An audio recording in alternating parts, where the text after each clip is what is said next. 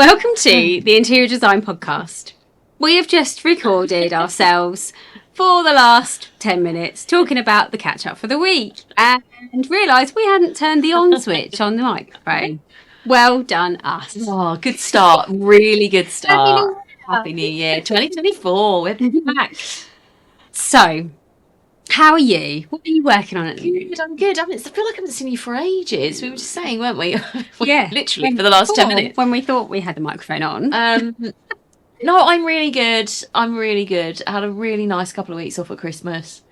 Work's been a bit mental. I think I mentioned last year when we were doing the last podcast that I'm doing some quite in-depth design management at the moment on a quite big hotel in London, which is quite challenging but really good. I was saying to someone the other day that I kind of wish though that the new year, can we just make it a thing? I think it needs to be like an industry standard that the first week back in the new year isn't 1,000 miles an hour. Like, it would be really nice to just come back in and have like 3 or 4 days of just a gentle build up to, you know, the level that you were working at before. You know, the run up to Christmas is always like insane. It's always insane. And every year I say the same thing.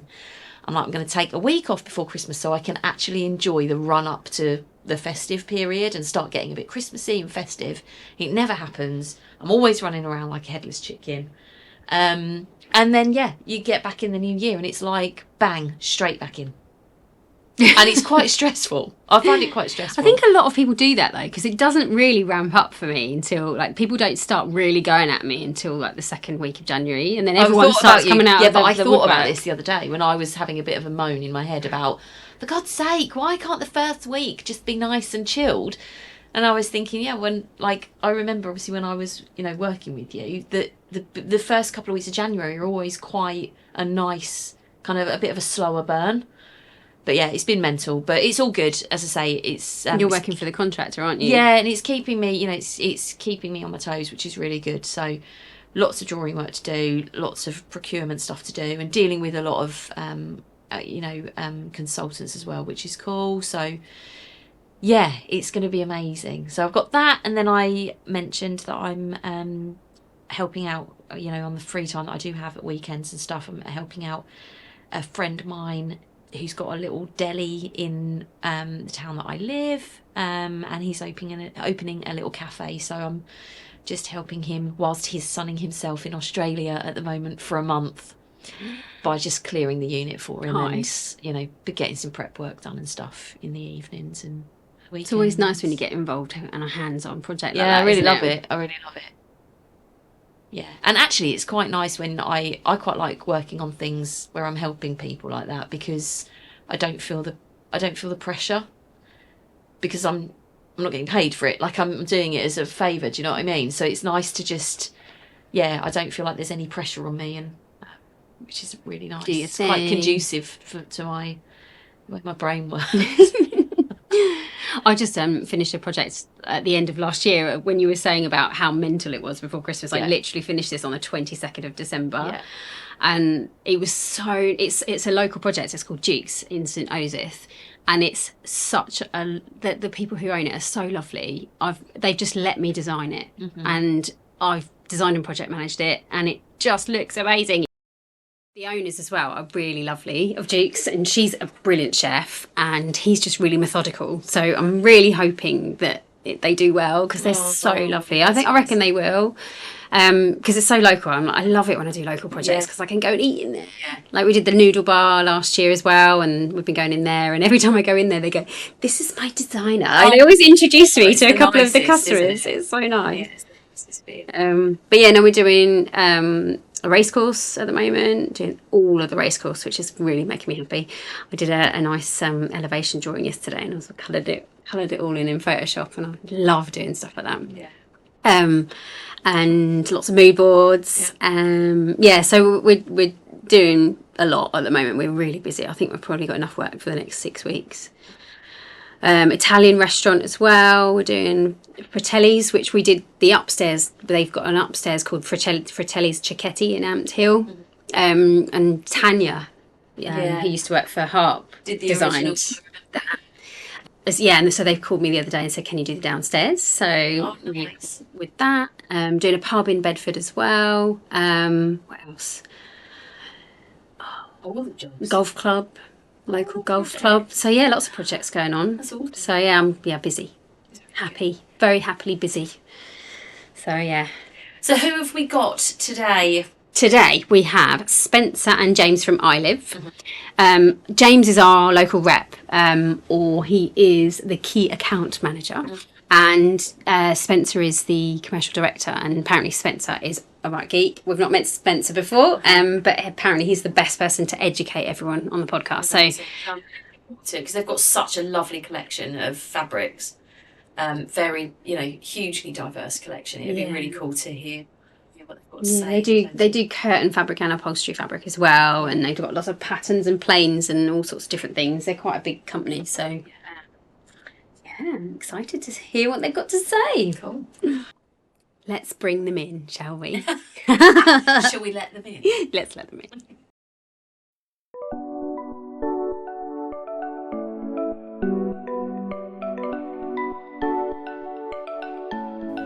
Welcome to the Interior Design Podcast. Today our guests are Spencer Brennand and James Vardy from ILIV. Spencer Brennand is the Commercial Director at ILIV and James is the Key Account Manager. Welcome, guys. Hi. Morning. So, how was your journey, guys? It was okay, yeah. Yeah. It was, Spencer's come down from Preston and I live in Nottingham, so we've come down and stayed overnight specifically to do your podcast. Oh my God, I'm so honoured. Thank you for coming. I've not been snowed in, which is good. Yet. Touch wood. But did have to wait 20 minutes for me to turn up. Yeah. It's the chime. So how long have you guys worked for ILIV? I've been there now just under 14 years. Wow. So straight out of university. What did you do at uni? Marketing at Lancaster. Yeah. Seems ages ago now. But yeah, luckily enough, met Jason, our CEO. You know how these things work, conversation, and then luckily enough had an interview and worked on another area of the business originally, and then had the opportunity at that time. We had a brand called Swatchbox, and then my main project at that time was kind of doing the transition from what was Swatchbox back then to where we are today with ILIV, and grown since then, doing different things. Wow. To kind of now, effectively, my role as commercial director is everything to do with new product and product development. So I work very closely with our design studio at SMD ILIV in Preston, and then a lot with our quality team, and I spend a lot of time with our suppliers and supplier management and that side of the role. So yeah, it's quite varied. I enjoy it. How about you, James? How long have you been there? This is coming up to 11 years now. So I left college, went into, going back to the late 80s now, going back doing net curtains for a few years, then went to work for Ashley Wild Group for a few years. It was about 5 or 6 years. And then was national sales manager for a couple of ready-made curtain companies. Recteller was one of them, and then decided to set my own business up called Curtains to Go online in 2000, and I did that for 12 years, and then came back to work for SMD ILIV, and was doing the retail side for 4 years, and then made the switch to contract and never looked back really, and I love contract. So we see a lot of James. Yes. Very, very cool in our office. Next. Every 5 minutes. So James, tell us a little bit about ILIV. So ILIV has been going as a company. It's called SMD Group. So ILIV is a brand within SMD. So as a brand, ILIV is now 11 years old. The company is about 36 years old. We have two sides to the business. We have the ILIV fabric side, which is the contract and retail. And then we also have what we call our home branded products, which is ready-made products for two big national multi-retailers, being John Lewis and Dunelm. So you go into a John Lewis or a Dunelm, and about a third of all the ready-made products, so you pick a duvet cover up, a pair of curtains or a cushion, a third of them will be ours, but you would never know. Didn't know that. I didn't know that either. Yeah, they're from. They have their own design teams. Work with our design teams, and they then collaborate 2 or 3 times a year and come up with ideas. They're working probably about 18 months in advance, so they'll be working on autumn, winter, so many 18 months in advance. So it's they've got to think of the trends and get the trends right of what's coming in, what's going. But yeah, 18. You get a third of all the products within those companies are ours, but they're all branded as their own branded products. But manufactured in the factories that we use, generally in the Far East. Okay. So we do all the donkey work of bringing it in and getting it all the dealing with all the mills out in the Far East, and then we bring it in for them, and it's all dispatched from our warehouses into the John Lewis and Dunelms. But that's quite good to know. It's quite good. We've got a team, total staff over 100, and we have 3 sites. So we have Preston, which is our head office and main warehouse. We also have a warehouse in Hyde in Manchester, where we generally do all of the own branded products from. Yeah. And then we also have a office and a showroom in Shanghai in China, so they can deal with all the mills and everything, so they speak the language out They there. manage a lot of the ethical and technical audit side of it. As you can imagine, that side of the industry is very, very stringent in terms of the suppliers you can work with and so on. And a lot of these suppliers we've been working with for a very long time. We've got a very good rapport. We only work with a handful of suppliers out in the Far East, and they're great westernised businesses in sense. But we've got the team out there, which is great for, the day to day. We need this, we need that. They can just run around and get what's required as trends change and direction evolves over time. But it's a great asset. And one of the things that I like is it's a family business. So we work for a family business, and we get looked after and we get treated like family. So it's a really, really lovely company to work for. Hence why you guys have both been there for so long. Yeah. And then kind of ILIV came out of a requirement in the market, really. So as I touched upon just before, we had a brand called Swatchbox, which at that time I wasn't in the business when it first launched back in the 80s. Was built around planes and at that time, and swatches in boxes, hence the brand. And then the market evolved to more pattern led, so the brand lost a little bit of traction, and Jason, our CEO, saw there was an opportunity to relaunch a new brand with a new meaning, and it's where I started to get involved there, and working with some local universities, getting them involved in terms of doing a whole brand exercise of effectively what generated ILIV, and the actual brand ILIV, funnily enough, came from just a few internal meetings that we had with the internal team, having a chat around brand values, as you do, and what we stand for as a business, and all that fun stuff that you kind of trying to get everybody involved, because we are a very collaborative business. And we ended up with these 4 words, which were inspire, lead, involve, and value. And it was Jason's, our CEO, his wife, who said, that gives that the acronym of ILIV. Oh yeah, it works that. and then funnily enough, that's kind of how it started, and we've stuck with it since then. And 11 years on, it's just grown and grown and grown. We tweaked the brand, the logo a little bit. We started off doing quite a large to the product category base, and we've narrowed that down to really focus on textiles. And then we introduced it into the contract side of it about 8 years ago, I believe. I can't remember now. Everything's gone so quick. We introduced it as ILIV Contract Fabrics, and everything's history. It's just kept on growing and growing year on year.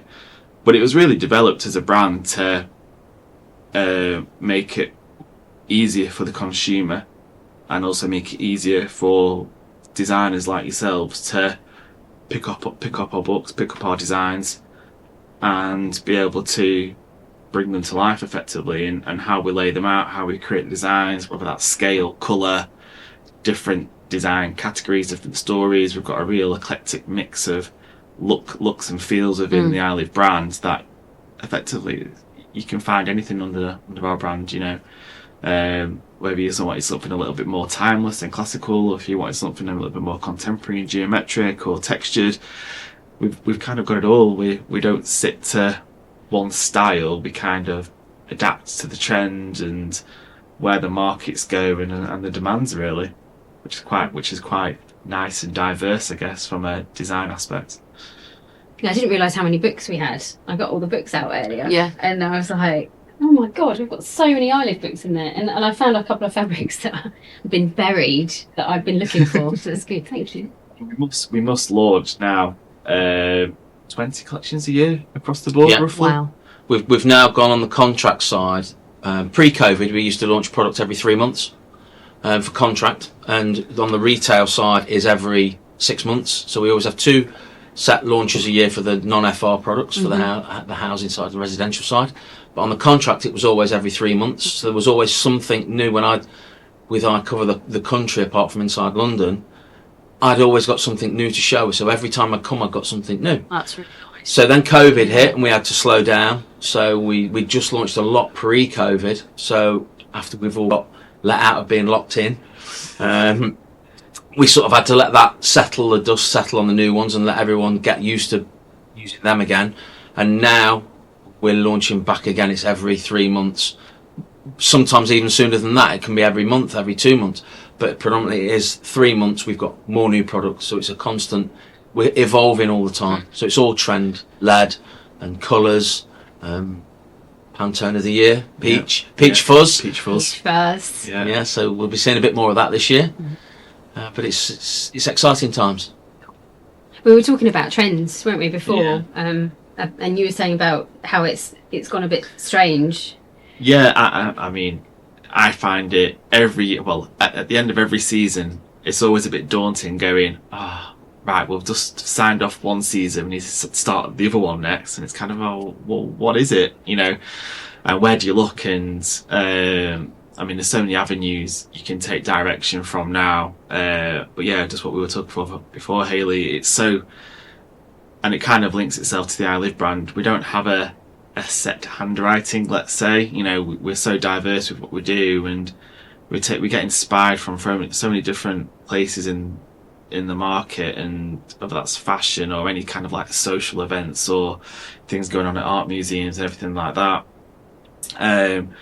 But there's nothing I found over the past couple of years, nothing slap bang obvious of that's a new direction, that's a new trend and a new style. But what I have seen, and I think what's easier to track and monitor, is colour and the change in colour, and you know, and a little thing going on quite recently is, you know, people are more confident with colour, especially on the domestic side of it, and you'll see there's a big movement from the cold greys, which were really popular about 4 years ago. Yeah, exactly. 5 years ago, now moving to much warmer neutral tones, which is nice to see, and they're bringing in pops of colour, terracottas and things like that, and also patterns coming back. People are and we were talking about I like the word maximalist. People are just mixing patterns in the way that they like and doing what they like to do, and it's not really a set formula, which is nice. It's a lot more individualistic. Yeah, that's a good word. I don't know. I'll have it.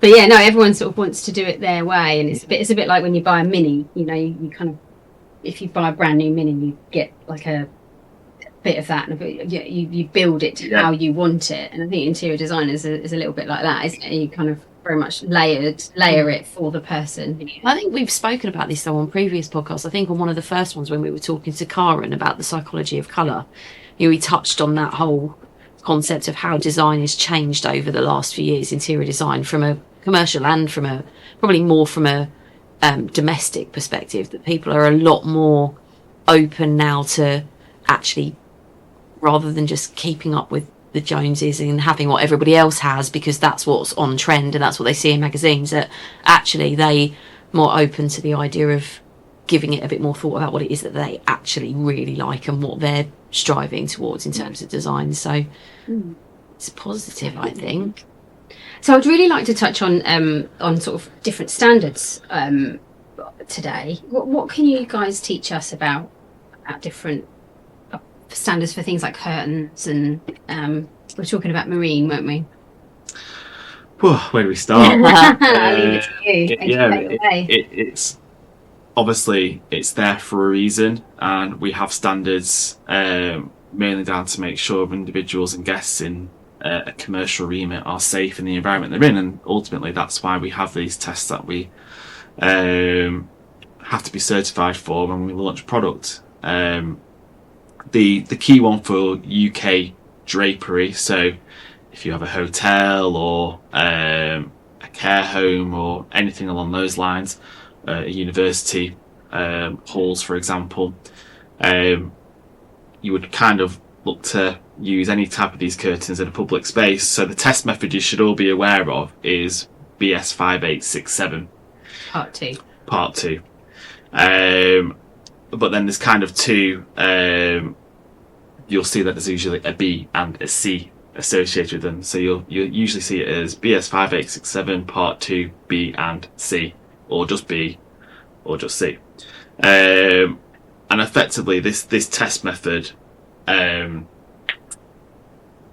a really simple way, is just setting the curtain on fire, and it's all about the time of ignition and how long the flame basically rides up the curtain, and the time for it to extinguish, and also that there's no smouldering in terms of droplets of flames or melted fibre dropping off the curtain. And these get examined by the testing house at this time, which is usually a UCAS accredited testing house, who sign off and certify the products. And there's loads of factors involved throughout product development which can affect that. You know, I'm not a scientist, I'm very much a creative, but there's lots of things in terms of the weaving of fabric which can affect how it performs. So how thick it is, the density of the weave, how it's been finished in the process of weaving it, when they finish the fabric and they set it basically in a big oven, if they've set it too wide or too narrow, what chemicals they've used to wash it. You know, these things go through really big machines, you might get a bit of oil on it or whatever, and they wash the fabric. Sometimes they wash the fabric with a handle to make it feel softer, and there's lots of these things which can effectively make it more or less flammable. So we've always got to be testing the products. You can't just take it for granted that it's using inherently flame retardant yarn, that it's always going to be performing. You need to always test the weave construction, everything like that, before you can go out and confidently sell it. And you guys have got some new ranges, haven't you, where you're not, there's a lot more inherent fabrics. Yeah, so what's interesting about the B and C side of it, because it comes into the difference between inherent and treated FR, is with B and C, B requires basically 12 washes before it's set on fire, and C requires 50 washes at 75 degrees Celsius. So if you're using anything which is inherently flame retardant, so the yarn itself is inherently flame retardant, it will always pass C primarily. And the fact that you're not washing any chemicals off it which make it FR effectively. So if you're in an environment where you are continuously washing things, it's great. And also you don't have to keep any records. You know, if once you've washed it, it's going to remain flame retardant. However, if you're treating a fabric, and we don't favour either side, because obviously the ILIV brand, we have treated fabrics and inherent fabrics, and we sell both. It just depends on the individual who wants to buy them. With coated fabrics, because it's like a topical treatment that's added after a certain amount of washes, the flame retardancy will start to degrade. And so is that B or C? B. So B is the one that's so usually to get it past that, to get it over 12 washes, you really should be changing your curtains after that. But also at the same time, with the treated fabrics, you should be looking to basically track the washing, so you know how many times a certain pair of curtains have been washed in that this environment. Is commercial, isn't it? That's if you were using a treated fabric. So in a commercial environment, you can buy a non-FR fabric and treat it effectively, which will perform. However, you can only wash it a certain number of times, and then you'd have to switch it out or retreat it again, the curtain panel. Whereas if you're using something which contains inherently flame retardant yarn, so 100% polyester FR, you can wash it an unlimited amount of times and it'll still remain FR, so you don't need to track the washing records or anything like that. So as designers, if we're specifying a certain fabric that's a B class, we need to make sure we're informing the client that they can only wash it a certain amount of times. Correct. 12 times. Correct. Yeah. And what the benefits though of treating fabrics is you open enough a door to a larger variety of fabrics you can use. Whereas when you are talking about inherently flame retardant yarn, you're only talking polyesters. You know, ultimately, there's nothing outside of that, or wool. But then there's a price point associated with wool. So it's kind of like swings and roundabouts. You know, if you wanted something which is a nice cotton print or natural fibre base with cotton linen or anything like that, you're gonna have to get it coated and treated. And therefore you've got a set number of washes until they need to be retreated again or replaced. Whereas if you are using something from the ILIV contract range and it's inherently flame retardant, you're bulletproof in essence. You're absolutely fine. But don't get me wrong, there's instances where poor housekeeping can affect the flame retardancy of the curtains. So dust is a big thing. If you're not cleaning your curtains, a build-up of dust can make them flare still. So you can have it is down to the responsibility of wherever the soft furnishings are, that the housekeeping are cleaning them effectively, because dust build-up can be a challenge. It's hoovering them. If you've got curtains that are in dummy curtains in a reception area that will never get drawn, they will never get closed, they're probably hiding something, they need hoovering regularly because the dust build up on there, even though they will be inherently flame retardant or coated. If a match or something gets near them, a spark, it's the dust that will go, and that will flare to the ceiling, and the dust will burn, but the curtain won't catch fire, but it'll look like it's catching fire. So that's where they need to be hoovered regularly. And there is with the laundering records of rooms. So if, like room 529, their curtains were washed on the 12th of December 2003, then that has to be logged. And that's part of law. Yeah, that's it. Yeah, accurate laundering records need to be kept. But that's commercial only, isn't it? Yes. So what about domestic? So in somebody's house? So funnily enough, there's absolutely nothing for drapery. There's I can't believe that. No rules or requirements around FR in that environment for drapery fabrics, none at all. So you can basically have anything you want up at your window. You can put tissue paper. It's your own risk. It's your own home. And whether you live in a shared accommodation flat, you know, in the centre of Manchester or something like that, or London, or whether you live in a row of terrace houses and you're connected to other homes, you know, within your street, there's no rules. Airbnbs. Oh yeah, Airbnbs, no rules at all. No.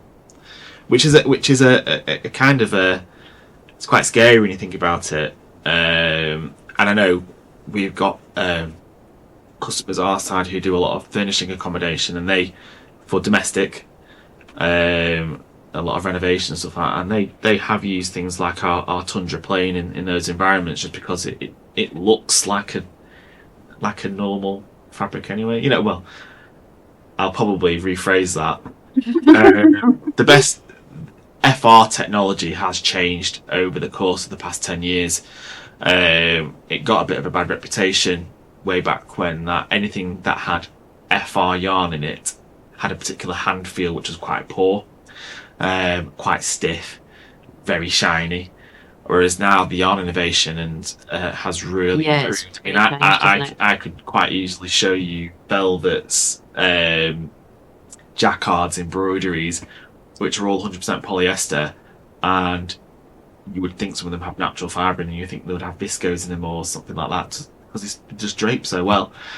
And so, for, like I was touching back on, we have customers now who, just for that reason, around just being safe, putting FR drapes into the environment, even though legally they don't have to.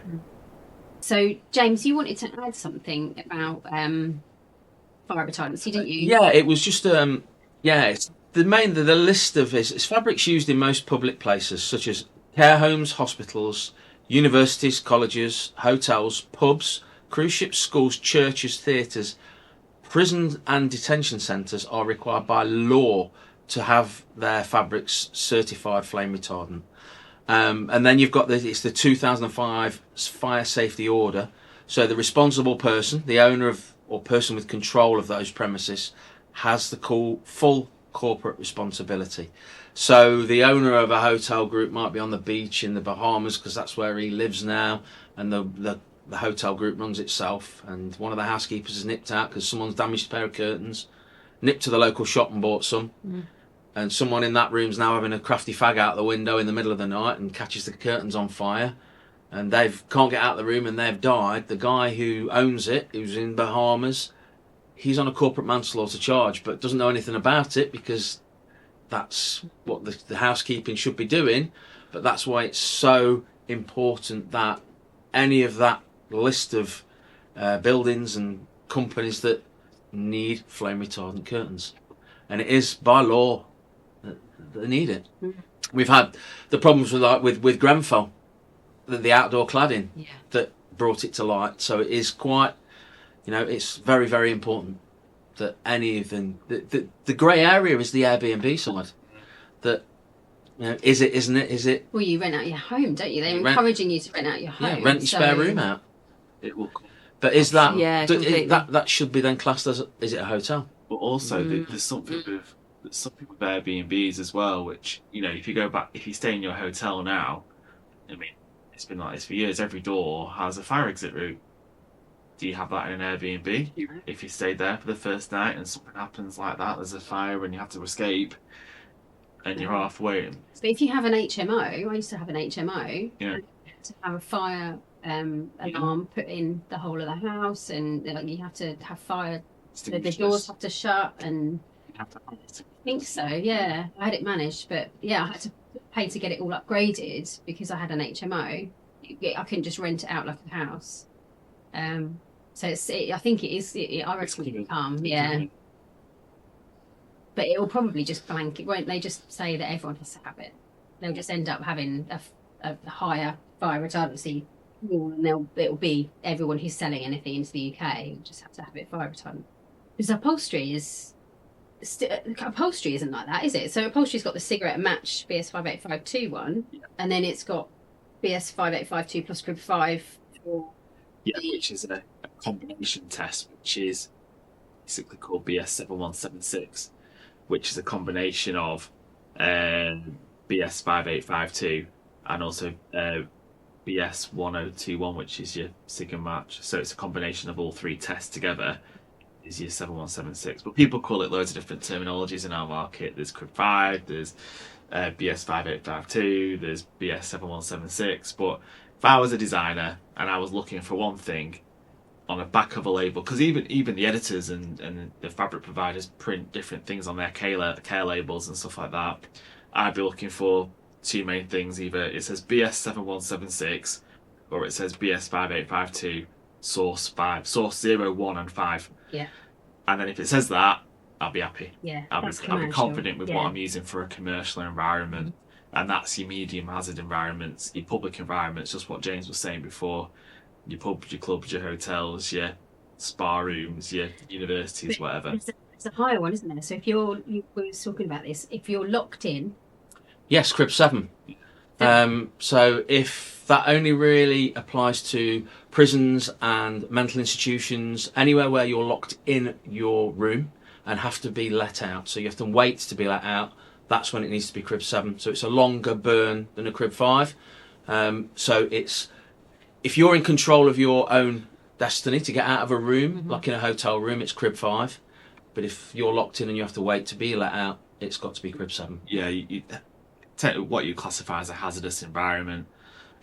Submarines is another one, you know, where you are literally locked in an area, and something like, you know, where people will, like a mental hospital or something like that, where somebody might be prone to arson or something like that, you make sure that the textiles are fit for purpose once again. And the whole crib thing, where that comes from is, crib 5 in a real simple term is 5 blocks of wood. If I could show you visually, There's a little crib. It's a little crib of wood, and then crib 7 is another layer. So you've got 7 layers, not 5, and it's a bigger block of wood. So therefore, the flame is bigger, more aggressive, and therefore is harder to self extinguish. Extinguish? Is that the word? Extinguish. Yeah, that's the word. Put itself out. Yeah, we'll go there. So Love that's a only really layman. the difference between the two. One of the biggest mistakes that we find that designers make is curtain fabric, and they are specifying crib 5 because they think crib 5 is FR. They don't understand that the crib 5 is an only upholstery terminology. So it only applies to upholstery and not curtaining. So we end up having orders come through our sales office, and they're ordering crib 5 fabric for curtains because they think it's FR, because they think that's the terminology. Yeah. The other thing with upholstery, that standard is it's a combination of foam and fabric. So you have to have a certain type of foam Yes. with the fabric. Yep. I actually did a test with my dad in a warehouse and videoed it. We used to when I worked with my dad, we used to import upholstery fabrics from China, and we used to do our own tests. And we probably there's Sounds like safe. it really wasn't. There's a video on YouTube somewhere where I'll put it in the link. It's funny. There's loads of like cardboard boxes behind this Do you know chair. what? I think I've seen it. It's like a fabric or something like that. I think I've seen it. But I think if you type in crib 5 test, actually, it's probably the only video online.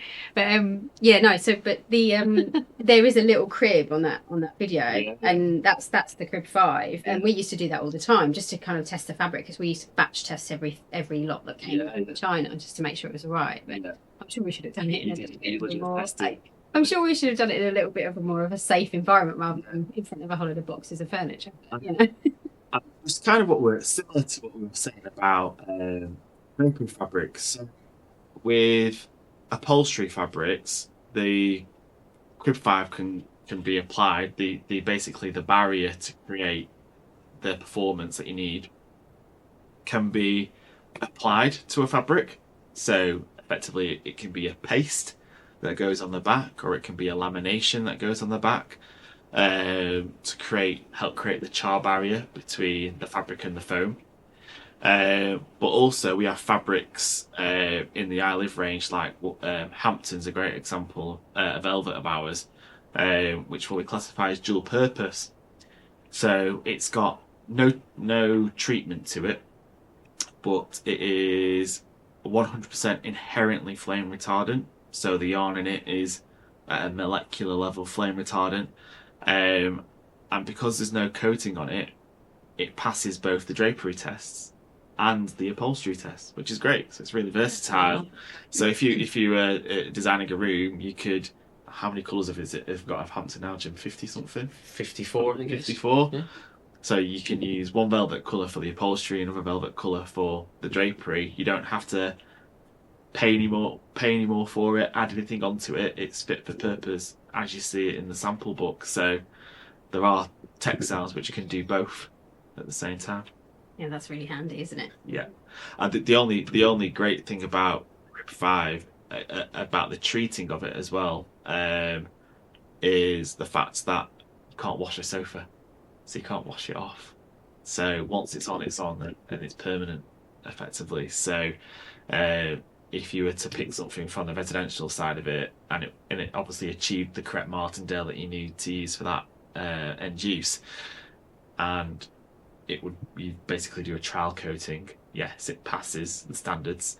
If As long as it's not got a zip cushion that you can remove. Yes. Yeah. I suppose if you wash, but you would need to. You wouldn't wash if you're talking about the frame. If you're talking you? about the frame of a sofa, you're not gonna wash it unless it's like a removable cover. But Sure, but you do wash it though, don't you? Wash the top. Yes, you can clean the top. That's fine. You just wouldn't wash the back off. You wouldn't put it in the washing machine. No, and where the treatment is all on the reverse. You'll if you look to the back of the fabric, it's either like a black or white lamination cloth, or it's a paste, and you can physically see it. That's something that we are actually moving away from now on the sustainability side, on the chemical side, and we're not using any of our new upholstery fabrics. We're not using any chemicals on the back of the upholstery fabrics anymore. So we're using a halogen-free woven backing, which at the end of life, you can then separate the two, so they both can be recycled. So if you were using chemicals on the back, that will be ending up in landfill because you can't take the chemical off the back because it's applied to the back. But with these now, and every new upholstery that we are going forward, we're either using inherently crib 5, where there is no backing, or we're using the halogen-free woven backings. And even though we can use those and make them waterproof as well, because there's a membrane in between the halogen-free backing and the face to make it waterproof. So we're trying to do our bit. We're trying to be a bit more sustainable on everything, where the world is telling us we need to be more sustainable in everything we do. So James has just brought a book in with him today called, what's it called? Alchemy Collection. Alchemy Collection, and it's just really affirmed my opinion that the 80s are back. I love it. touching on sustainability as well, what's great about the Alchemy Collection is as the market's evolved and the market's changed, there's still a demand around sustainability and the requirement for it. And everybody's got an ESG strategy now or a CSR strategy, and you know you've got to cater for these needs, but also you've got to wait for the innovation to come. And now within this Alchemy Collection, we've launched fabrics which have got recycled flame retardant yarn in them. It's a bit of a mouthful. So recycled inherently flame retardant. So we've got polyesters in there now which are recycled, certified recycled, but also perform from an FR perspective. So it ticks all the boxes. And recyclable. So that's cradle to cradle, right? Yeah. Amazing. And we've also got one of the new upholsteries that we launched is a poly cotton mix. So your polyester is recycled polyester, but the cotton side of it is BCI cotton. And BCI is called the Better Cotton Initiative. So we can trace it back to where the farmer plants the seeds. So he signs up to the BCI program, and he then becomes a BCI farmer, which means he'll recycle his water, use solar panels, pay his staff properly, organic fertilisers, nothing that will harm the environment. So when you buy his cotton, you take that accreditation of being a BCI along the chain with you all the way, so that you can then supply BCI cotton. So I was in Tesco's a few weeks ago and looking at cotton t-shirts, and we've all got cotton t-shirts.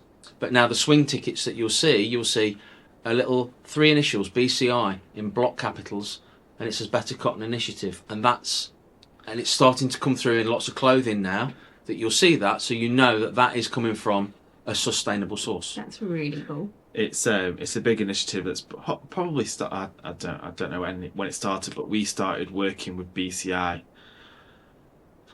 7 years ago. We were quite early to it. And effectively just what James said, it's a little bit like fair trade, but not fair trade. It goes a little bit broader than that. And how they align themselves with the United Nations Sustainability Development Goals, if you're aware of them. But they help with a lot of the poverty challenges, education gaps, fair pay, everything like that. And it's quite easily tracked throughout the supply chain, so you use something called BCCU credits. It's like a fake coin, and it goes from each step in the journey in terms of from growing cotton to effectively all the way through the process to weaving it and creating it into a fabric or print or whatever you're doing with it. That then that BCCU ends up with us when we acquire it, and then we can then give that to somebody else if they wanted it, if they were BCU Better Cotton certified as well. So you're always tracking it. So it's quite good to actually know where your product's coming from. Yeah. Which is quite technical in our industry. Yeah. So there's the only thing that we haven't really talked about is marine. Yes. So there's another standard, isn't there, for marine curtain and upholstery? What's that? So again, I mean, the best way to keep it. I mean, I'm like I said, I'm not a scientist, but these are the best things to take away with you if you're doing anything which is a ship or a cruise liner or anything like that, which is going on international waters, whether that be a private yacht or whatever.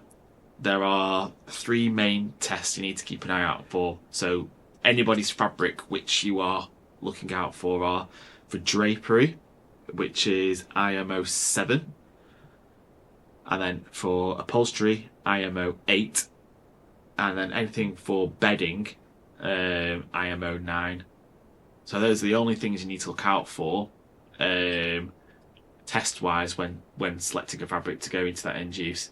And is that like a fire retardancy? Yes, it's a fire. It's a fire. An international one. Correct. It's an international marine organisation test standard that you have to test for, and effectively, it's just another way of setting up fabric on fire with their own methodology of doing that. But that's what you need to keep an eye out for. So bedding. That's the only standard I've heard of for bedding. Yeah, there is a BS standard for bedding as well. Yeah. What's that for? Source 5 and Source 7. So every commercial, is that commercial? Your bedding and throws, your Source 5 is BS 7175. That's it. Suitable for hotels, public buildings and offices. You've got your high risk side of it is Source 7, and that's hospitals and healthcare environments. But there is a BS 5815 Part 3, and that's bed linen for public sector. So that's fabrics are tested against stringent requirements for dimensional stability, shrinkage, colour fastness, and washing, dry cleaning or light. So that's BS 5815 Part 3. So just to recap, BS 7175 Source 5 Yep. is for Hotels. commercial, Yep. yeah. And then Source 7, BS 7175 Source 7 Yep. is for higher is a higher standard for hospitals and healthcare. Yes, that's correct. And are these all fire retardancy Yes. standards? And then 5815 Part 3 is more of a Public sector. standard for durability. Yes. suppose? Yeah. Yeah. I'd say that. That's interesting. We touched on sustainability before, and I always find it interesting from my perspective because we get asked loads of questions on sustainability. What have you been faced with recently around it? Oh goodness, we've done a podcast called Cradle to Cradle with Lewis. And I mean, it is just, there's a lot of people sort of saying this is sustainable because. So I think a lot of people are getting on board with it now, but there is still an awful lot of what do we choose? Like this one's recycled, this one's recyclable, you know, and it is kind of trying to design at the same time as trying to choose the right things and doing the right things. I think the industry is catching up to the expectation, so everyone wants sustainable. Yeah. And also, I suppose the biggest challenge in sustainability is that it is more expensive. Yeah. So when you've got a budget, Yeah, we touched on that, didn't we? I think I mentioned that to Lewis. It was like, you know, it's, as a designer, it's, you know, part of our job, it obviously is to try and direct as, you know, as best we can in terms of from a client perspective to consider these things, because it is important. But at the same time, we were saying, I think on a project of such a big scale, if 50% of the product isn't sustainable and the other 50% is, and, you know, there's a difference in cost, you know, associated with that, ultimately it falls down to you know, it's on the client's shoulders as to how they want to, you know, how they want to push forward with it. And we all know that, you know, budgets are getting tighter and tighter and tighter, and it's... I suppose you're a bit restricted as well. So, like, say for example, you're designing a scheme and you're looking for a certain type of green, which we were on a project the other day. That's when James bought a book in today, and Scarlett was like, "Why were you not here?" But we were looking for this particular type of green. So if you've only got one particular type of green in your whole library, and it's not sustainable, but it works, then you've got, you know, it's almost like, oh, do I specify it? Do I not? Well, I need to specify it because I need the colour, and so it's that's probably the biggest thing. And I think what will happen over the next few years is everyone will just end up doing everything sustainable. It will go cradle to cradle, I hope. That's the hope, isn't it? Just like you say, the technology catches up. Yeah, it does.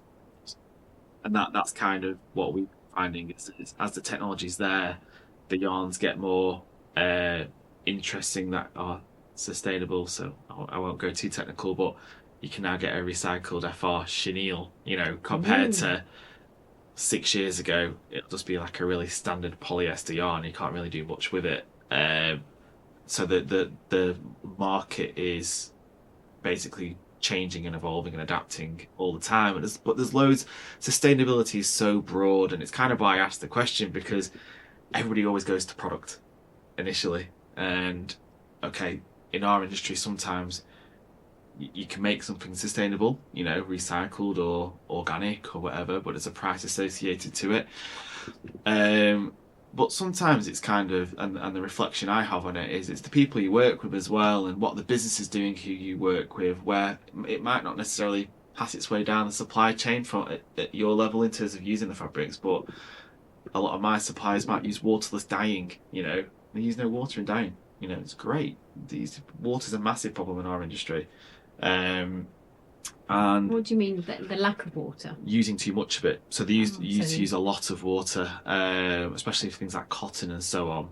And that's why some fibre types are more sustainable than others. So cotton's possibly the worst for using water, so is linen. It's quite bad for using water. Viscose can be quite bad for using water. And that's why some people prefer to use newer yarns evolving. Sometimes polyester's got a bad rep, you know, virgin polyester, you know, oil coming out of the sea made from dinosaurs, you know, it's got a bad reputation, but actually when you look at the process to generate it, it's not so bad compared to some things. We so need to do a podcast on different fabrics. There's loads of greenwashing and complexities about it all, and you know, you might go, great, well, bamboo viscose is brilliant. Bamboo grows really fast. Technically, it's a weed, it's a grass. It uses 20% less water than cotton. It's a great fibre. It drapes really well. It's got loads of antibacterial, antimicrobial properties, deodorizing, and all that fun stuff. You can write home about it. But the process of it, basically getting it from a bamboo root, trunk, whatever you would classify it as, to yarn, uses a lot of heat. Well, where does that heat come from? Are they using gas burners to produce it, or are they using agricultural waste to create the heat and the energy? You don't know. Well, I know, but that's really hard from a marketing and brand aspect to go, our bamboo viscose yarns is this, but I know our bamboo viscose is FSC certified. So great, ticks the sustainability box because it's accredited. So it's really it's like a web of. I think there's so many different processes for everything, isn't there? Like wood and fabrics, all different types of fabrics, where they come from, what they're made from, and I think there's a and as designers, we can't possibly know how to manufacture everything. No. And I kind of want to. I'm like, how's that? You want to know? I'm terrible. But I think as designers, you put your trust in a reputable company, you know, such as yourselves, to know that they're investing the time and the money into developing that and looking into and having the knowledge behind the sustainability in terms of the fact that it is so broad. That, as we said earlier, you know, that we were talking about, you know, how it's going to take a while, I think, for the world to catch up. And I think it's, as you say, it's on its way, because we've spent so many years living in a world where it's such a throwaway society and nobody kind of considered any of this. Yeah. But yeah, I think you just put your trust in the reputable suppliers that you know to be doing their job properly. And yeah, and I think it is very much the brand story. I mean, we've recently, about 3 years ago, started working with an organisation called Planet Mark. I don't know if you've seen them before. So they're a company who will audit and certify your carbon emissions. okay, And I won't go into so much detail, but effectively, what's your carbon footprint as a business? Operationally, yeah, measuring lots of different things. So they might measure your utilities as an example, or your business travel, or your procurement, all that fun stuff. And effectively, they measure every year, and it's audited. So we have to go through all our accounts, everything like that, in the minuses of detail. And they give you your carbon footprint score, and they certify it, so all the data you've done is right and correct. And this is our second year that we've just been certified, so we've reduced our carbon emissions by 12.5%, which is quite, it's a mean feat, because a lot of our data has come from COVID time, so it's a bit diluted because we're not travelling. James, as an example, wasn't in his car as frequently back then because obviously everybody was on lockdown and so on. So a lot of the data was quite hard to perform against. So we've kind of, even though we've reduced 12%, we've gone up a little bit in terms of our carbon emissions for travel because the world's opened up again. But then we've reduced our utility bills, so we're not using as much natural gas, for example, or electricity in our main offices, because we've just put solar panels in, and we've just got a new energy efficient heating system and put new radiators in, everything we're trying to do to reduce the usage. So as a brand, as a business, we are trying to be as sustainable as possible, while still trying to be operationally effective. It's a really fine balance. Real fine balance. I'm just going to give you a few numbers here. Go on, go. Textiles is the second largest polluting industry in the world. Contributes 10% of all global carbon emissions. 17 to 20% of global industrial water pollution comes from dyeing and finishing. And 21 billion tonnes of textile waste per year, pre and post production, go into landfill.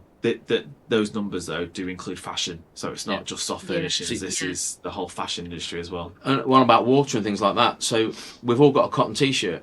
So to get that cotton t-shirt dyed on your back is 2,700 litres of water to make one t-shirt. Now that's enough drinking water for one person for 2.5 years. How many cotton t-shirts have we all got in our wardrobes?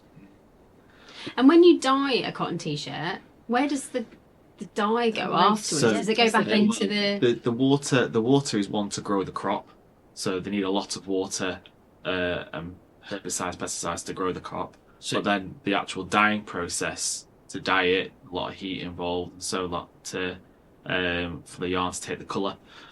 But then, to answer your question, that dye then usually goes through, just because I know our suppliers have eutrophication water systems, so they treat the water and recycle the water through.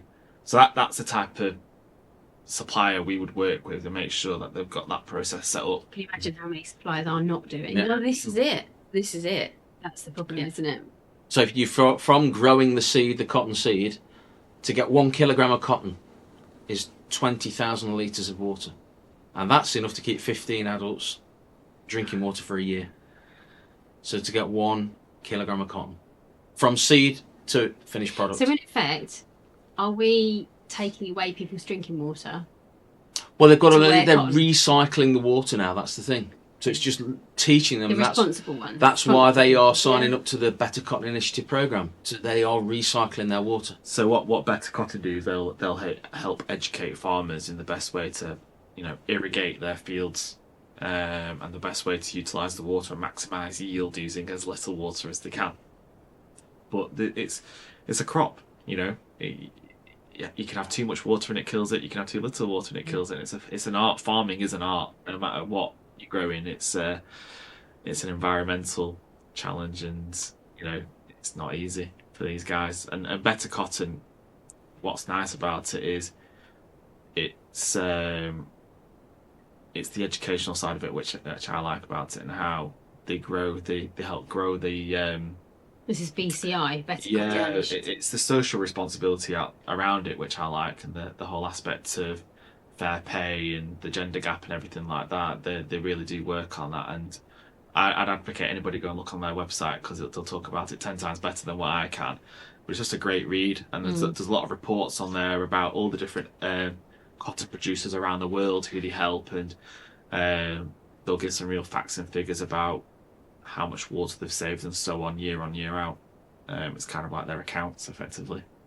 It's cool.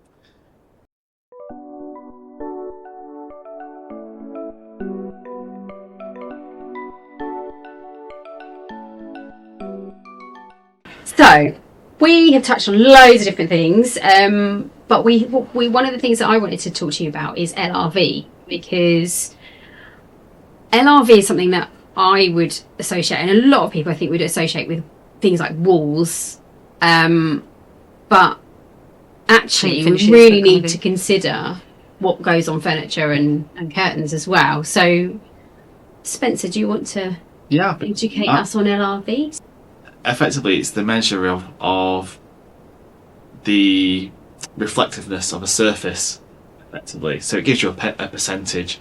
So that percentage will go from 0% to 99%, and then how much light it absorbs or reflects.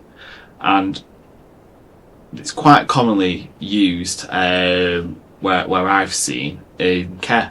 So we were touching about it just earlier. I've seen it emerging in paint. Lots of the feldspar paints in B&Q I saw quite recently. I thought, that's quite interesting. You can only get a score for LRV on solids, on solid planes, solid colours. You can't do anything which is multicoloured, because there's too many colours within the fabric to get an accurate measure. But where you would use it, and how a designer would use it effectively, is to create contrast within a room, to help the guest, whoever's staying there, to see easily, clearly, key things within the room. So, for example, it's really aimed at people with dementia, visual impairment and dementia, isn't it? Exactly. Yeah. And you might go, for example, making sure that there's a contrast in LRB between your carpet colour to your chair, so the guest can clearly see where the chair is in the room, and don't mistake it for something else, or you might create a contrast between the wall colour and then the door frame colour, or the door colour, so you can clearly see where the door is within the room. And the same for any of your soft furnishings and so on, like your curtains and so on, just really to make it quite clear and obvious that they're visible for the people in there. And then there's different things in paint. I know we were touching about it before, Hayley, where depending on the direction of sunlight within your room that you are sitting in, you can choose different LRVs of colours to help the room feel brighter or dimmer or moodier, depending on what you were looking for, and also the orientation of the sun into your home. It's quite interesting though that you picked up, because obviously that really is going to relate to commercial projects, isn't it? As you mentioned earlier about kind of care homes, and you mentioned, Hayley, about people with visual kind of impairments, public spaces, the public go. But interesting that you mentioned that, seeing kind of LRV being picked up in the likes of trade centres that are for retail domestic customers. What do you think?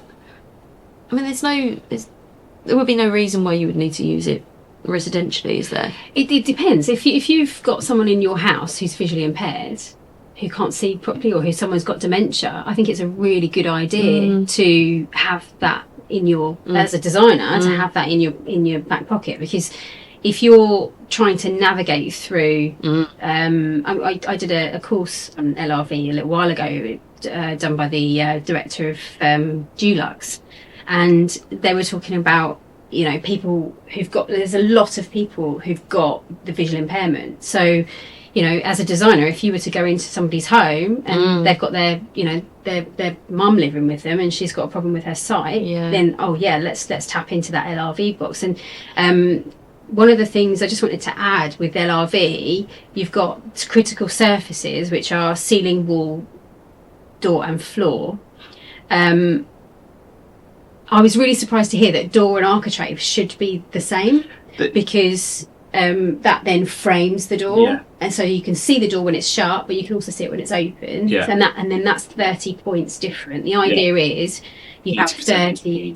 You have 30 points different. And if you look at the Dulux, so I'm going to probably geek off now. If you look at the Dulux codes, there's at the beginning of the code there is a number and then 2 letters, and then the middle of the code is the LRV. Dulux. Oh, right. I love Dulux. Always work with Dulux. The decorators prefer it as well. So that central number is that, and if as long as you've got your critical surfaces. So I think when you go into care and when you go into a home where people are visually impaired, having that chair a different colour in a solid colour rather than a pattern, I think as a designer is really important. And but it's so difficult because when you're starting to consider everything has to be 30 points to be able to see it, so your floor and your wall have got to be 30 points difference. If you've got a chair that's next to the floor and the wall, which one, so you have to do 30 for the floor, 30 for the wall, and then it's really difficult. I think you've got to just really contrast everything, and have things light and dark. How the percentages work on ILIV values is the higher the percentage, the lighter the colour, the lighter the tone is, and then the lower the number, the darker it is. So 0% would be black and 100% would be white, as an example. And imagine if it was grayscale, all the grey in between that scale. And I guess if you're designing a room in black and white in grayscale, seeing your contrasts with all these grey tones is kind of how you'd visually pull it together. So, but it's interesting what you were saying with the in your mock, because you have to think about the paint, you have to think about the carpet, you have to think about the furniture, the soft furnishings, the bedding, everything like that. It's not an exact science, because you can't possibly make everything 30 points different because there's only 100. You know, so you have to kind of be really mindful of it and just kind of go, right, that chair's going to be next to this, so therefore, you know, the tables is the chairs. It's sort of kind of like key objects in the room, like key focal points. And it's interesting what you say about the chair as well, you know, and I talk about the pattern. You can still include pattern, because you could put pattern on the reverse of the chair, but the only bit that they're sat on has the solid on the actual seat pattern, so they can see it. It's not, but it's like saying you wouldn't put for example, a black chair, call it black, 'cause it's very dark, and then a black rug underneath it, because they might think they're all the same thing. And mistake it and end up on the floor. I think it's just knowing, you know. I mean, please, if anyone just disagrees with me and says it is an exact science, please can you let me know? To know how you do it. But yeah, you just have to be really mindful of everything that you're putting in, and just make sure it is kind of really contrasted as much as possible. Do other companies then provide LRV values? Because I know, I've seen it on paint. Obviously, I've seen it on textiles. I mean, all of the like the Egger and all that, they've all got LRV values to them. Polyray and Formica. A lot of people do it, and more people are doing it. And I'm sure you could figure it out as well. Like it is just being mindful of contrast. So it is just sort of saying, well, okay, I'm going to use a dark wood, but I'm going to put it next to a lighter coloured. Or whatever. It is just being very mindful about contrasting things. So you don't necessarily have to know the LRV level to be able to be mindful of LRV, if that makes sense. You have to just kind of, have it in your box, in your toolkit. That's a bit rude, sorry.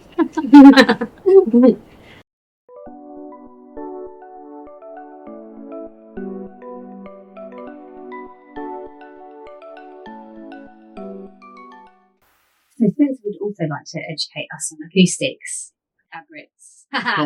Or James, are you gonna pass? Spencer's forte of what he does.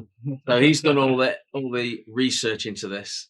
So he gives me the details if I ask him to. But he's the font of knowledge on this. Acoustic fabrics is obviously quite popular at the moment, I would say, both in the commercial world as well as the residential world, as well as people are working from home more. And effectively, you're putting fabrics in an environment to either maximize the acoustics in the room, to minimize them, or to avoid them completely, effectively. And it all depends on the environment you are in. So, for example, the room that we're in here, a little studio, and you've got drapes up on the wall to minimize the acoustic reverberation, so the echo of sound. Effectively, that's what it is, And depending on what you're trying to do in that environment is what textiles you put in. So another great example is you might have a space, a meeting room in the office, and you want some privacy, and you might just want to use a sheer to create the privacy, but you don't want any acoustic sound acoustics within your little cubicle of where your sheer is. So therefore it avoids any acoustics, so the sound just passes through. So that's fine as well. So there's no right or wrong with acoustics. It's all about just understanding the scoring behind it and kind of what that means. Another great example is you might be in an airport room, and therefore you might want a fabric which bounces sound back out of the room. So the sound hits the window, hits the curtain, and bounces back out and minimizes the sound coming into the room where you're trying to get your sleep, type of thing. How they do the test is great. Absolutely. This is the best bit about it. So we work with Salford University around doing our acoustic testing, and they've got 2 rooms. One which is called the Reverberation room, which is a room where they have all sensors dotted around, and they effectively fire sound out of a speaker, and then they measure whatever you've got hung up, or it might be brick, or it might be plasterboard, anything like that which has an acoustic property to it, how much that object bounces the sound off it or absorbs the sound. But then you had another room which had no echo in it at all, which is brilliant. Mm-hmm. So you could hear your pulse. It's really weird saying that. So when you're talking, your brain kind of like ignores natural echo when you're talking, but this room just stopped all of that. So literally, that was was that a bit strange? Yeah. So you had to walk on like a suspended floor. So this room was like a room within a room that was floating, and it had all this like foam cladding around it. Yeah, it's like it was surreal, and you could hear your pulse. Strange. So they say you can only spend so much time you go in those rooms because you go mad. Yeah. Really? Yeah. Because it's so quiet. It's so quiet, yeah. And all you can hear is like your body. Things moving in your body. Heart beating. Everything. It's weird. It's insane, isn't it? Yeah. Crazy. So anyway. So how are they... So you're just going back to your fabrics in terms of acoustics. Is there a like a gauge that you work to in terms of acoustics for fabrics? Yeah, so every fabric has an acoustic property. So some bounce sound off. Where did we find that information? So we probably tested, I don't know, 20 of our fabrics, which is all on the website, which you can get. We've not printed everything on the back of the books because you just end up with there's so much information in our industry. But everything's on the website. So you take some fabrics, like I said, are bounce sound off, some absorb the sound, and some let it pass through. So a great example is a velvet. I know I talked about Hampton before. So when you test the fabric, you are probably make a pair of curtains to a set standard, at a set size, and then they hang them up at a fake window. What they do.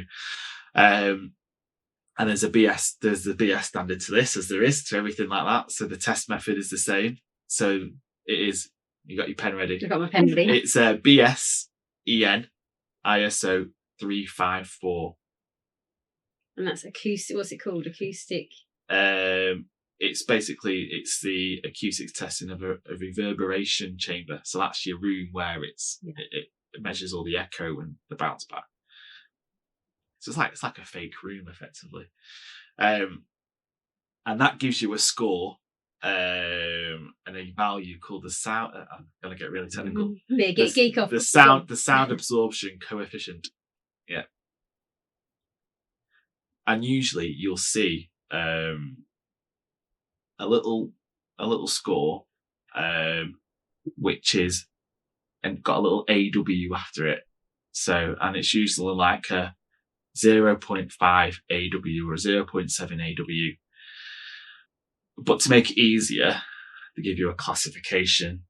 So the test value in the test method is called the sound absorption coefficient, and that's usually showing itself as a little AW score, and that score is usually like a 0.10 AW or 0.7 AW. And to make it easier, it gives you a classification of A to E.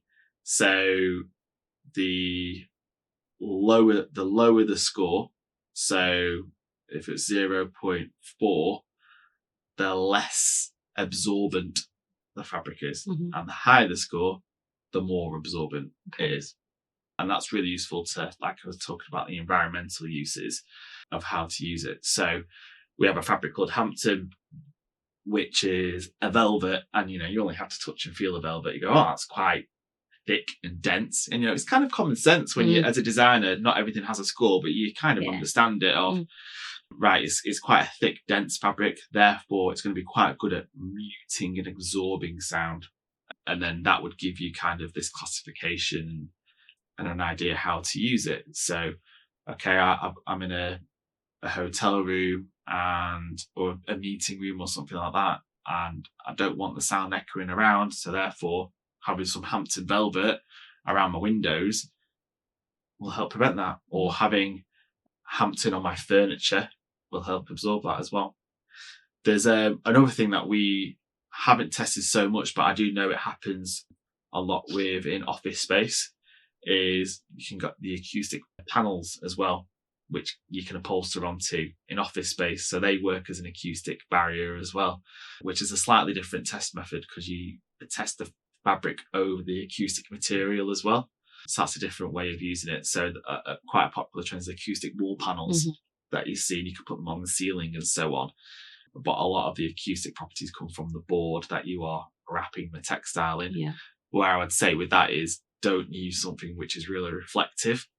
So don't put a vinyl on it or a leather, because, again, you only have to look and touch the fabric and go, oh, that's going to bounce things off just by looking and touching it, feeling it. So yeah, usually the denser the fabric, the more sound absorbent it is. The less dense the fabric is, the more transparent it is acoustically. So a shear would let things go through. Correct. But you mentioned earlier though about a hotel, yes, at an airport, that needed to keep the sound out, so that the sound needed to reverb from behind the curtain. Yeah.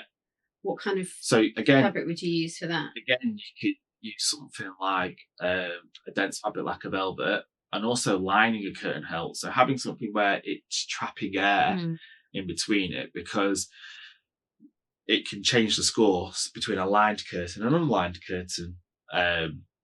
So the classification though goes from A to E. Correct. A being the lower, super absorbent, and E being transparent. Okay. Yeah.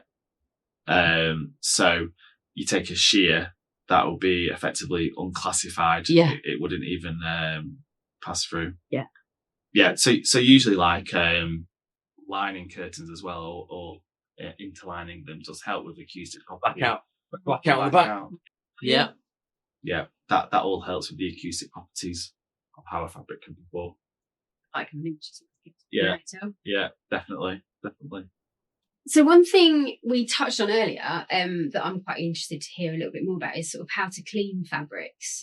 On upholstery, the cleaning of a fabric won't impact the FR ultimately, because obviously all the FR coating is on the reverse. So the face fabric, you could, as long as you're not taking the covers off, and you're cleaning the surface of the fabric, you're just hoovering it or washing it using a fabric cleaner on the front, it won't make a difference at all to the actual performance. until you actually physically wash the fabric, whatever reason that might happen. But you wouldn't do that with, like we touched upon before, you can't do that with the sofa.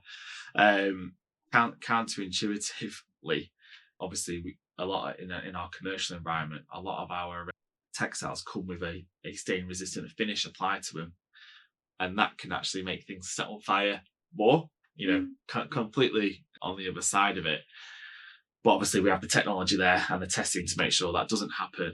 But a lot of textiles now within in this side of the market, commercial, will come already with a stain resistant finish, which effectively helps create a barrier to prevent the absorption of oils and water and stuff into the fibre on the fabric. So it sits on top of the yarn, giving you enough time to clean it away before it soaks in. But we always advertise, whenever you spill something on a fabric, trying to clean it off immediately. So you're just not allowing it to dwell and sit within a fabric. So make sure you mop up your red wine as fast as you can. A big thing in our industry at the moment, which is always a challenge, has been alcohol, and on vinyls especially, antiseptic wipes and stuff like that. Hand gels. It's a real challenge, because you shouldn't really be using alcohol to clean vinyls. Do you know what? A lot of companies at the moment I'm going out to see have got really sticky tables. Yes. Because they were using sanitizer. Yeah. And COVID, we've had instances of vinyls cracking and drying up, and in certain just touch areas as well. So we'll get a complaint that, your fabric's faulty. So I'll go into somewhere and see a chair, but it's just the top points of the arms that have cracked. Where people have had and if it's an old people's home, care home, you then ask the question, what are you cleaning it with? Soap and water. Right, okay. So then, are your residents being sat in the chair? Do you come round, the nursing staff come round and put hand sanitizer on them? Well, yes, they do. They're just sat in the chair. They come and give them a squirt. They rub their hands together and put their hands back on the arms of the chair. That's instantly just like cleaning with sanitizer on the arms of the chair. And that's the problem. And we're seeing this now for probably going to be 3 or 4 years of this problem. And then once we've re-educated everybody and we stop using that and we're going back to life as normal, that will go away again. Because in my opinion, soap and water, cleaning tables would absolutely kill COVID as much as a sanitizer spray. But it was just this kind of avid kind of alcohol. You've got to sterilise everything to the inch of its life. That was the law, basically. Yeah. That's what we were told by the government, and all the advisors were sanitise everything and stay at home.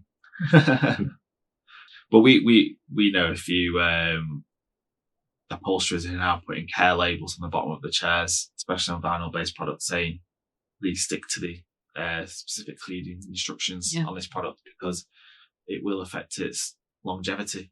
And on our cards with all the sample cards on, we have cleaning on the back. You've got data sheets on your website as well, which I always put into my design packs now. Yeah. So you have got that cleaning advice for the client. Yeah, we're just trying to make it as clear as possible. Yeah. I know it sounds daft, but when you're putting something together, it really is making it as simple as possible. It's sort of the mentality of you've got to make it for, to be blunt, stupid people. Yeah, and it's got to be as basic can be. And that's what people understand. Yeah. It's quite easy to get an alcohol hand cleaner wipe thing and just wipe down your chair, wipe down where the people are sitting and stuff like that. It's quick and easy. It's just created a problem. And like I say, it's just trying to educate in the best way that we can to, you can use, when we use a bleach solution, that's what we advertise as the best way to do it. Still bleach. It's going to kill whatever's on there. That's just a low percentage. Yeah. A low percentage of bleach with your water, mix it in. And that'll do the job. Yeah. You don't need to be spraying everything. I've got my operator's hat on and going, but all my staff wear black. They're going to end up covered in bleach. And then they're going to be like black patches of white. That's one that I've had as well, where a company had supplied some dining room chairs in a cream in a hotel, but the staff area, and all the staff were wearing dark blue uniform. Yeah. And they have got me in to say, we've got some staining. Transfer. And it's the dye transfer from jean bleed and clothing. How do I get rid of this? And I said, well, it's not an easy fix, but hot water, not boiling water, but hot water, good hot water, neat fairy liquid, and a microfiber cloth. And it's circular motion, and you're just rubbing it in the circular motion. And then I've got the dye on the cloth, and it had come off. And I said to them, the maintenance guy was there, and then the owner was there, and the maintenance guy was going, "Yep, I get it, no problem, I can work on that."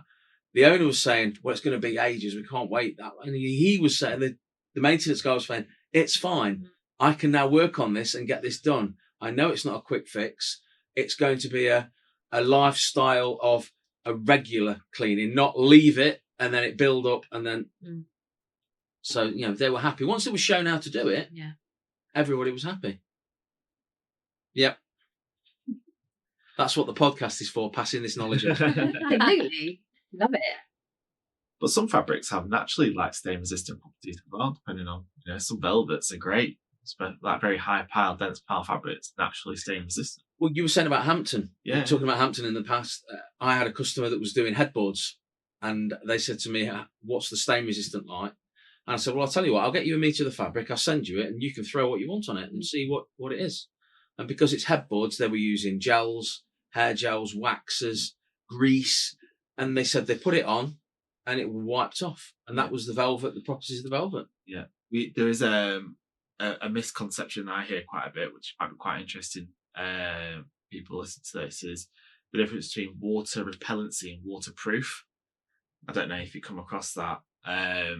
So water repellency is effectively a stain resistant, what we classify as stain resistant. So the stain or the liquid sits on the fibre of the fabric, and there's a treatment on top of the fabric which creates this barrier, effectively. Scotchgard was the old famous brand.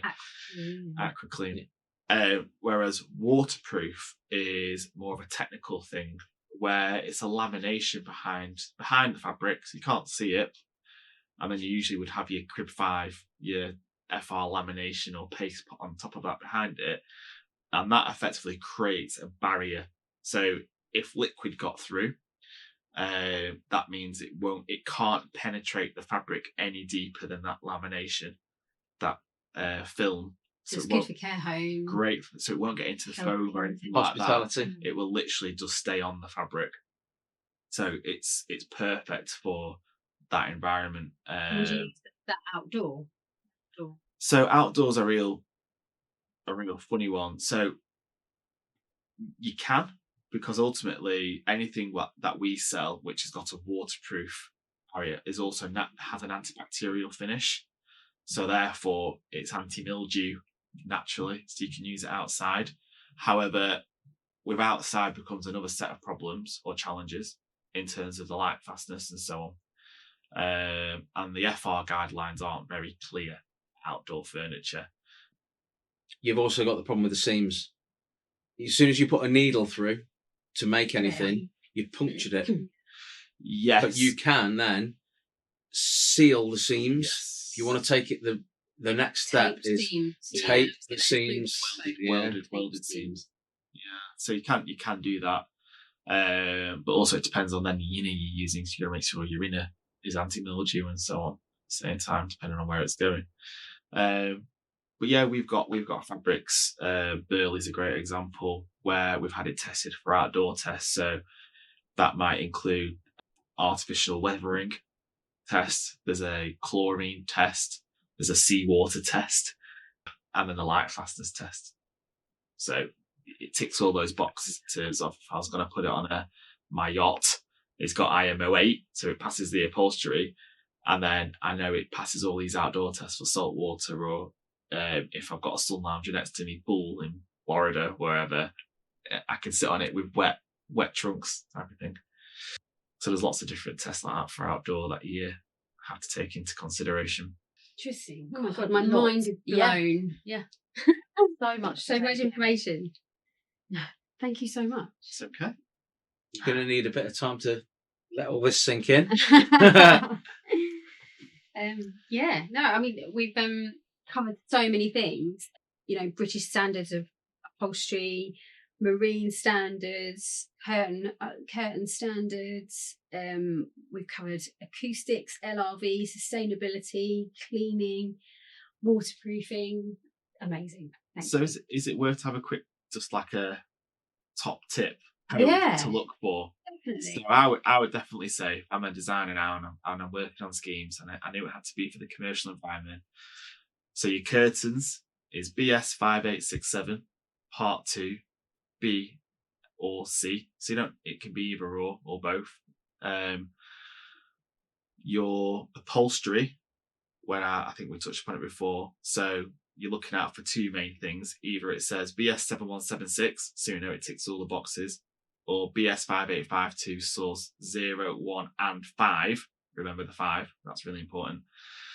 And then if you're going into marine, for your drapery it's IMO 7, and for upholstery IMO 8, and for bedding IMO 9.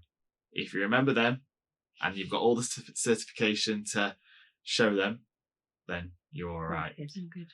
And then if you were looking for anything further afield, just by chance, and because I know we've not touched upon them, if you were working on projects in France, they have their own standard for drapery, which is called M1. Germany has their own standard, which is B1. And anywhere else in Europe use a standard for drapery, which is called EN 13773. So just keep an eye out for them if you're working on any projects overseas. Oh, thank you so much. There you go. Font of knowledge. I know. We try. So much Love it when information. I find a fellow geek.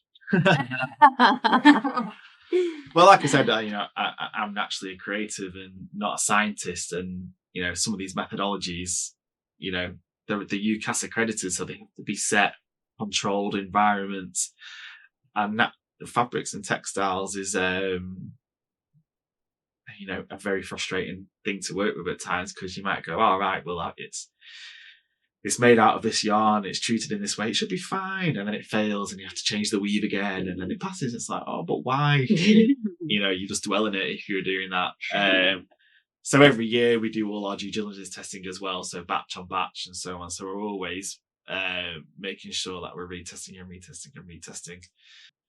existing product as well as new stuff. So Cool. Thank you so much for taking the time to come see us and come stay down the night just for the podcast. No pleasure. Yeah, and you've absolutely educated us, so thank you. Much appreciated. Thank you for having us. Thank you.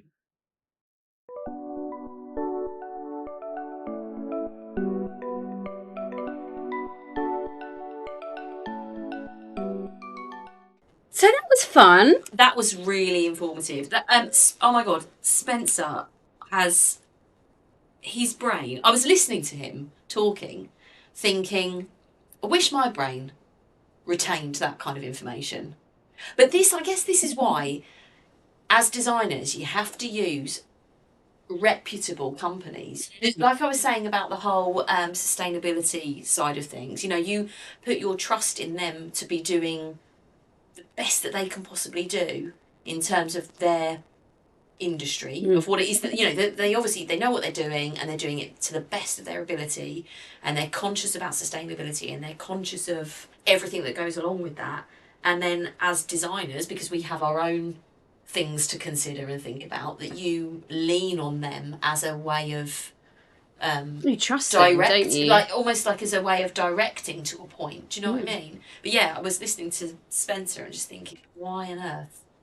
How can you retain all of that information? I don't think he was. I think he was reading a lot of it. But one of the things that he did say was BS 7176, and I know that there is a low, medium and high hazard for BS 7176. So low is cigarette and match. This is for upholstery. So BS 7176 low hazard is the equivalent to BS 5852 cigarette and match. BS 7176 medium hazard is the equivalent to BS 5852 cigarette and match plus crib 5. And then BS 7176 high hazard is crib 7. So it's cigarette and match, crib 5 and crib 7. Or I don't think you have to have both crib 5 and crib 7. You just have to have crib 7. Yeah. So that's the only thing that I think needed sort of clarification, because he was just like, just look for 7176. But if you if it's 7176 low hazard, you are cigarette match, which is domestic. But I mean, but like they're just so involved with fabrics, and that they know it inside out, because that's their work, isn't it? So but there is a lot to, from a design point of view, there's a lot to consider, isn't there? But really interesting. Yeah, no, thanks guys, and we'll put all of the details of James and Spencer in the show notes, so you can contact them if you want to contact James about being, having some of their books in your library, or if you want to furnish your hotel or whatever you're designing. Or if you are, from a kind of domestic side of things, you like what you've heard, and you want to try and find their product, then it sounds like you need to head down to Dunelm and John Lewis. That's really comforting, I think, from a designer's point of view, because you always worry about buying product online, that's for domestic use, thinking, oh God, what, is it going to turn up and be absolute shit? But to know that, ILIV have been part of that design process and manufacture process to a point, know that that you're getting something that's that's good quality. Yeah, definitely. So if you like this episode, please like, share and leave us a review. We'd love to hear from you, and we love having feedback. If you've got any ideas on what you'd like to hear us talk about, or anyone you'd like to interview, then please get in touch. We're on Facebook and Instagram, interiordesign.podcast. We hope you enjoyed this episode. See you on the next one. See you next time.